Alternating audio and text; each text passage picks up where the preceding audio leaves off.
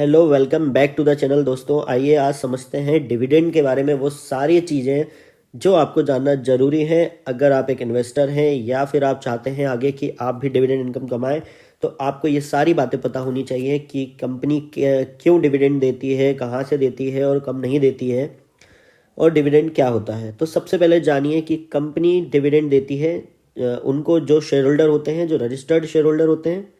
अब कंपनी के दो केस होते हैं। कंपनी एस प्रॉफिट में तो डिविडेंड देती ही है जब उसे प्रॉफिट होता है ड्यूरिंग द ईयर, लेकिन ड्यूरिंग द ईयर के प्रॉफिट में से डिविडेंड देने के अलावा अगर कंपनी को ड्यूरिंग द ईयर लॉस हुआ है तो वो पास्ट रिजर्व जो होते हैं उनके, जो पुराने सालों से, पिछले सालों से उन्होंने प्रॉफिट कमा के रखा हुआ है लॉस वाले ईयर में, कंपनी उसमें से भी डिविडेंड अपने इन्वेस्टर्स को दे सकती है। तो जब भी कोई शेयर होल्डर कंपनी में इन्वेस्ट करता है तो कंपनी की तरफ से उसे दो चीज़ें मिलती हैं, एक तो डिविडेंड, दूसरा शेयर प्राइस में एप्रिसिएशन। अगर कंपनी अच्छा परफॉर्म करती है तो उसके शेयर प्राइस इंक्रीज होते रहते हैं। तो ये इस तरीके से डिविडेंड का मैकेनिज्म पूरा चलता है। दोस्तों हमारी निफ्टी 50 की कंपनी जो आईटीसी है, ये रेगुलर डिविडेंड पेइंग कंपनी है और इसकी डिविडेंड का जो रिटर्न है मैं ये 7 से 9% के बीच रहता है। जो एफडी से, जब एफडी के भी 4% चल रहे थे तब भी इसने 10% तक का डिविडेंड दिया है। अब हमने ये तो देख लिया कि कंपनी डिविडेंड कब देती है कब नहीं डिविडेंड का, लेकिन मतलब क्या होता है। देखिए, कंपनी प्रॉफिट कमाती है कब कमाती है, जो लिस्टेड कंपनी है उसने लोगों से पैसा इन्वेस्ट कराया हुआ होता है और वो उनकी लॉयल्टी खरीदने के लिए, लॉयल बना के रखने के लिए या इन्वेस्टर्स को रोकने के लिए उन्हें कुछ तो रिटर्न देना पड़ेगा। तो उस हिसाब से अगर कंपनी अच्छा कर रही है तो वो डिविडेंड के रूप में रिवॉर्ड देती है उनके इन्वेस्टर्स को।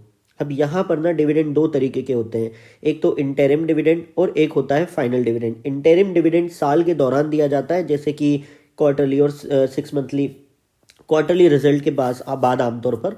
तो कंपनी धीरे धीरे करके 4 बार में भी दे सकती है, 4 क्वार्टर में, और या फिर एक फाइनल डिविडेंड होता है जो साल के अंत में दिया जाता है। तो दोस्तों लास्ट ईयर में कौन कौन सी कंपनी ने डिविडेंड दिया था ये हमारे सामने है कुछ जिन्होंने अच्छा डिविडेंड दिया था।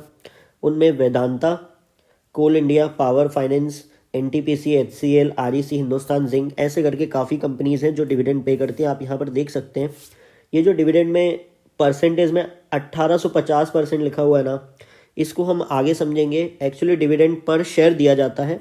पर शेयर मान लीजिए 5 रुपये दिया जा रहा है और कंपनी की शेयर की फेस वैल्यू से उसे डिवाइड किया जाता है तो उसकी डिविडेंड यील्ड निकलती है। ये इसीलिए यहाँ पर यील्ड लिखी हुई है, डिविडेंड परसेंट में डिविडेंड यील्ड लिखी हुई है। इसे आप परसेंटेज वाइज रिटर्न मत समझ लीजिएगा। आगे समझते हैं डिविडेंड मैट्रिक्स क्या होते हैं। देखिए, यही मैं बात कर रहा था कि यील्ड और पे out ratio, DPS, dividend per share, तीनों में बहुत अंतर होता है। यहाँ पर सबसे पहले कैलकुलेशन करते टाइम कंपनी क्या करती है, अगर आपको किसी कंपनी का डिविडेंड पर शेयर निकालना है कि कंपनी एक शेयर पर कितना डिविडेंड दे रही है, तो सिंपल कैलकुलेशन होता है, डिविडेंड को आउटस्टैंडिंग शेयर्स से डिवाइड कर दो, आपका डीपीएस निकल जाएगा। अच्छा, यहीं पर डिविडेंड यील्ड क्या होती है कि जो मेरी शेयर प्राइस चल रही है उसके, जैसे 500 चल रही है और कंपनी ने 5 रुपये दिए हैं, तो ये 1% का जो रिटर्न दिया है वो यील्ड कहलाता है। दोस्तों यहाँ पे पे आउट क्या कहलाता है। पे आउट का मतलब है कि जो भी earning per share after taxation बचा है कंपनी के पास, उस अर्निंग पर शेयर में से, मान लीजिए अर्निंग पर शेयर 10 है और जो डिविडेंड पर शेयर निकल के आया वो 2 रुपये, तो 20% आपका पे आउट रेशो हो जाएगा। अब देखिए, जानते हैं कि क्या कंपनी को डिविडेंड देना जरूरी है, क्या कंपनी को देना ही पड़ेगा। देखिए, इवन प्रॉफिट के केस में भी अगर कंपनी चाहे तो वो डिविडेंड नहीं देगी। क्यों? क्योंकि कंपनी क्या सोचती है कि मैं जो पैसा डिविडेंड के रूप में इन्वेस्टर्स को दे रही हूँ, उसकी जगह मेरे पास अगर ज़्यादा अच्छी अपॉर्चुनिटी है ग्रोथ की, मैं नई कंपनी हूँ, मेरे पास ज़्यादा अपॉर्चुनिटीज़ हैं, तो मैं वापस अपनी कंपनी में ही वो पैसा री इन्वेस्ट करूँगा। और अगर वो पुरानी कंपनी है, वहाँ पर ग्रोथ एग्जॉस्ट हो चुकी है, सिर्फ लॉयल्टी बनाए रखने के लिए इन्वेस्टर को कुछ पे करना है और कंपनी के हाथ में कोई भी नए प्रोजेक्ट नहीं है, तो कंपनी क्या करेगी, डिविडेंड बिल्कुल पे करेगी। तो यहाँ पर ये देखना बहुत ज़रूरी है कि जिस भी कंपनी में आप इन्वेस्ट कर रहे हैं वहाँ पर कंपनी में ग्रोथ अपॉर्चुनिटीज़ क्या है। अगर ग्रोथ एकदम ही स्टेबल हो चुकी है या फिर स्टीडी हो चुकी है तो आप वहाँ पर इन्वेस्ट कर सकते हैं, वो रेगुलर आपको डिविडेंड देगी, बस वो प्रॉफिटेबल कंपनी होनी चाहिए। अगर 2 से 3 साल तक उसका लगातार लॉस आ रहा है और वो डिविडेंड नहीं दे रही है या दे भी रही है एक आध बार, तो ये मान के चलिएगा कि वो कंटिन्यू डिविडेंड आपको नहीं पे कर पाएगी। अब देखिए कि बेनिफिट क्या होता है, डिविडेंड पे करने का बेनिफिट इन्वेस्टर को और कंपनी को क्या क्या होता है। देखिए इन्वेस्टर के लिए एक, जैसा कि हमने अभी आईटीसी का 7 से 9% का रिटर्न पकड़ा, यील्ड पकड़ी डिविडेंड की, तो वहाँ पर उसके लिए वो एक प्रेडिक्टेबल इनकम हो गई रिड्यूस्ड रिस्क के साथ, क्योंकि उसका एक बार इन्वेस्टमेंट हो गया है और कंपनी अगर ग्रो कर रही है तो उसे रेगुलर कुछ ना कुछ इनकम आती ही रहेगी। उसके बाद उसे इस इनकम के लिए अपना कुछ भी इन्वेस्टमेंट सेल करने की ज़रूरत नहीं है। तो ये बेनिफिट हो जाते हैं इन्वेस्टर के लिए। कंपनी के लिए क्या है, कंपनी के लिए ऑब्वियसली इन्वेस्टर की लॉयल्टी बरकरार रहती है, स्टॉक प्राइस बूस्ट करते हैं, क्योंकि रेगुलर डिविडेंड पेइंग कंपनीज जो होती हैं उनके प्राइस बहुत ही स्टेबल हो जाते हैं, और इनके पास अगर कोई अपॉर्चुनिटीज़ ज़्यादा अच्छी नहीं बची हैं तो ये डिविडेंड देने के लिए हमेशा तैयार रहते हैं। इससे इनका एक्स्ट्रा कैश का यूजेस बहुत अच्छा हो जाता है।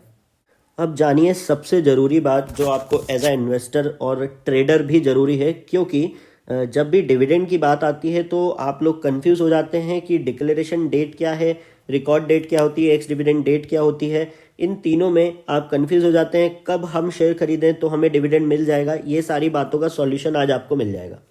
देखिए जो प्रोसीजर चलता है ना, वो ऐसा चलता है कि सबसे पहले तो डिक्लेरेशन डेट आती है। डिक्लेरेशन डेट क्या, जिस दिन एजीएम में डायरेक्टर डिविडेंड डिक्लेयर करते हैं। इसके बाद रिकॉर्ड डेट आती है। रिकॉर्ड डेट वाले दिन कंपनी क्या करती है, उसका रजिस्टर चेक करती है, वहां पर जितने भी शेयर होल्डर्स के नाम होते हैं ऑन रिकॉर्ड डेट वो क्या हो जाते हैं, एलिजिबल। ठीक है, वहां पर बैठ के एक डेट निकाली जाती है, एक्स डिविडेंड डेट। तो एक्स डिविडेंड डेट के पहले पहले तक जो भी शेयर खरीद लेगा वो क्या हो जाएगा, एंटाइटल्ड हो जाएगा। मतलब आप रिकॉर्ड डेट वाले दिन अगर शेयर आपके खाते में है तो आप एंटाइटल्ड हो गए डिविडेंड के लिए। तो क्या होगा फिर, एक्स डिविडेंड डेट क्या होती है, एक्स डिविडेंड डेट अलग से क्यों रखा गया यार। देखो डिविडेंड क्या है ना कभी एक्स डिविडेंड कंपनी के शेयर को होना पड़ेगा। क्यों होना पड़ेगा, क्योंकि कंपनी ने 50 रुपए का डिविडेंड अगर अनाउंस किया है, 500 रुपए का शेयर चल रहा है, तो उसने कहीं ना कहीं 500 रुपए में से वो जो 50 रुपए पर शेयर है वो वैल्यू अपनी कम कर ली, वो शेयर होल्डर्स को उन्होंने पास ऑन कर दिया। तो अब रियल वैल्यू जो हो गई ना कंपनी की, वो 450 हो गई। तो ऐसा कोई ना कोई डेट आएगी जो उन्हें सेबी को देना पड़ता है कि अब हमारा शेयर 450 पे ट्रेड करेगा, क्योंकि हमने यहाँ पे डिविडेंड की एक्स डिविडेंड डेट रखी है। तो क्या आप एक्स डिविडेंड डेट वाले दिन शेयर खरीद के डिविडेंड के लिए एंटाइटल्ड हो गए? नहीं। उस दिन आप शेयर अगर खरीदते हैं तो अब आप 450 रुपए की कीमत पे डिविडेंड के लिए एंटाइटल्ड नहीं हो पाओगे, आपको उसके पहले खरीदना पड़ेगा। तो लेकिन अगर आप उस दिन आपके शेयर्स बेच देते हो तो आपको जरूर मिल जाएगा आपका डिविडेंड। अब पे डेट क्या होती है, जिस दिन पर आपके खाते में एक्चुअल डिविडेंड पेड होता है। तो दोस्तों ये था डिविडेंड के बारे में वो सब कुछ जो आपको जानना जरूरी था। अगर आपको ये वीडियो इन्फॉर्मेटिव लगा हो तो please subscribe this channel. Thank you.